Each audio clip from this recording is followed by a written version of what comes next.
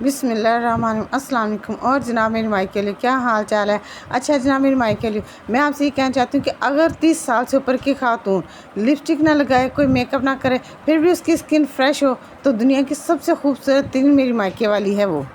30 سال سے اوپر میری مائکے والی ہیں اگر اس ویڈیو میں بتائی گئی ڈائٹ پر عمل کر لیں تو وہ کبھی بوڑھی نہیں ہو سکتی۔ ان کی انرجی دیر تک برقرار رہے گی، ہڈیاں قابو میں رہیں گی، جسم میں توڑ پھوڑ نہیں ہوگی۔ کیا آپ نے کبھی غور کیا کہ 30 سال کے بعد اکثر خواتین کے چہرے کی اسکن کیوں بے رونق ہو جاتی ہے؟ ان کے بال کیوں کمزور ہو کر گرنے لگتے ہیں؟ تھکان کیوں محسوس ہونے لگتی ہے اور وزن کیوں بڑھنے لگتا ہے؟ ان میں ہارمونز اور نیند کے مسائل آہستہ آہستہ کیوں بڑھ جاتے ہیں؟ حقیقت یہ ہے کہ 30 سال کے بعد جسم میں کئی تبدیلیاں آتی ہیں۔ کولیجن بننے کی رفتار کم ہو جاتی ہے، ہڈیوں کی مضبوطی آہستہ آہستہ متاثر ہونے لگتی ہے اور پٹھوں کا ماس آہستہ آہستہ کم ہونا شروع ہو جاتا ہے، اور کئی خواتین میں آئرن، وٹامن ڈی اور غذائیت کی کمی ہو جاتی ہے۔ لیکن اچھی بات یہ ہے کہ صحیح غذا کے ذریعے ان تبدیلیوں کے اثرات کو کافی حد تک کم کیا جا سکتا ہے۔ سب سے پہلے اپنی غذا میں بادام، تل اور دیگر سیڈز شامل کریں۔ کیلشیم، وٹامن ای، میگنیشیم اور ہیلتھی فیٹ سے یہ بھرپور ہوتے ہیں، جو جلد کی نمی کو برقرار رکھتے ہیں اور بالوں کی صحت کو بہتر بنانے اور ہڈیوں کو مضبوط رکھنے میں مدد کرتے ہیں۔ خاص کر تل خواتین میں کی ہڈیوں کے لیے بہترین کیلشیم کا سورس ہے۔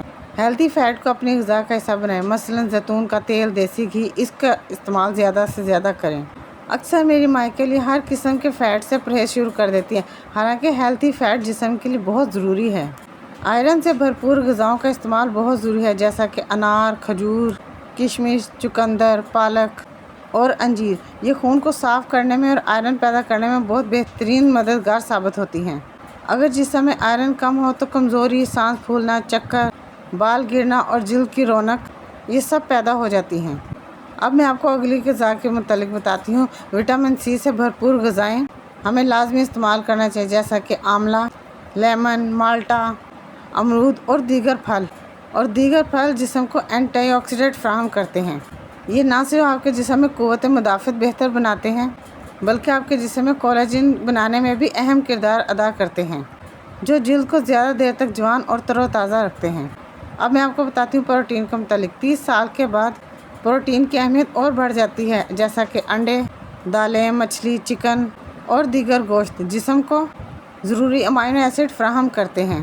مناسب پروٹین جسم کی انرجی، اسکن اور بڑھتی ہوئی عمر کے اثرات کو سست کرنے میں مددگار ثابت ہوتی ہے۔ یاد رکھیں یہ چیزیں آپ کو سمجھنی ہیں۔